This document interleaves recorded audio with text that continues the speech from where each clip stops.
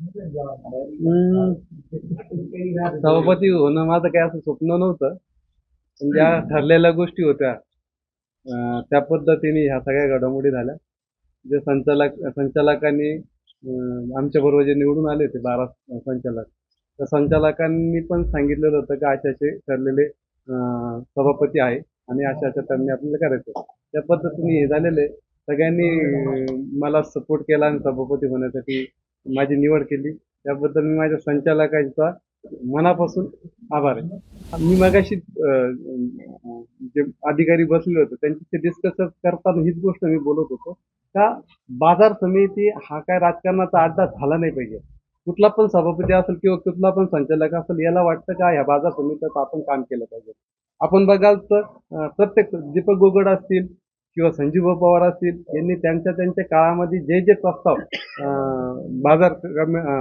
बाजार समितीच्या हिताचे जे आहे ते प्रस्ताव त्यांनी कडे किंवा त्या विभागाकडे सादर केले. पण आज काय त्याला मंजुरी कामी आली हीच मला शोकांतिका वाटतं. राजकारण हा अड्डा नाही झाला पाहिजे माझं मत. विकासाच्या आड तरी हे झालं नाही पाहिजे.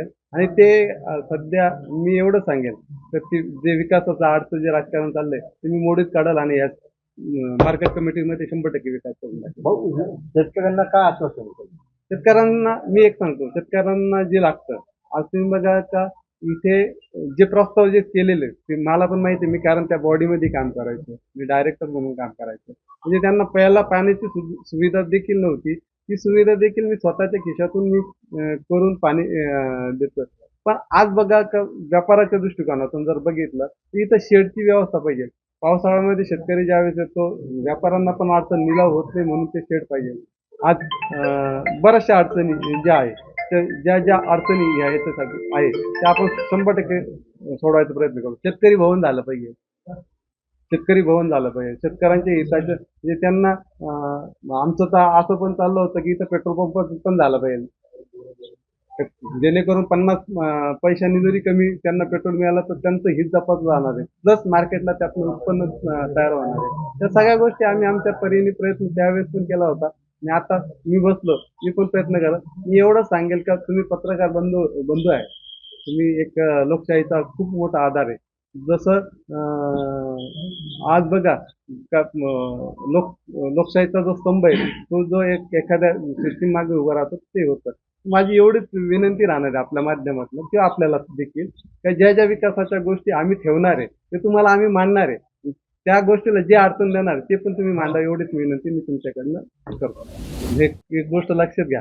हा राजकारणाचा प्रकार म्हणायचा कमी सभापती आज. तुमच्या वडिलांनी स्थापन केलेल्या बाजार समितीत सातारा परिवारातून पहिल्यांदाच म्हणजे लगभग जवळपास 3 दशकानंतर पहिल्यांदाच तुमच्या रूपाने संचालकांनी सभापती होते. काय वाटतं? मला आनंद वाटतो. माझ्या वडिलांनी ही मार्केट कमिटी स्थापन केली. माझा हा पिंड पण नव्हतं. मी मनमाड नगरपालिका किंवा विधानसभेच्या कार्यक्षेत्रात काम करत होतो. पण जे संजयजी पवार असतील, दीपक जी गोगड असतील, ह्या लोकांच्या आग्रह खातर आणि माझे जे संचालक आहेत त्यांनी सांगितलं की यावेळेस आपल्याला इलेक्शन मी लढायलाच पाहिजे.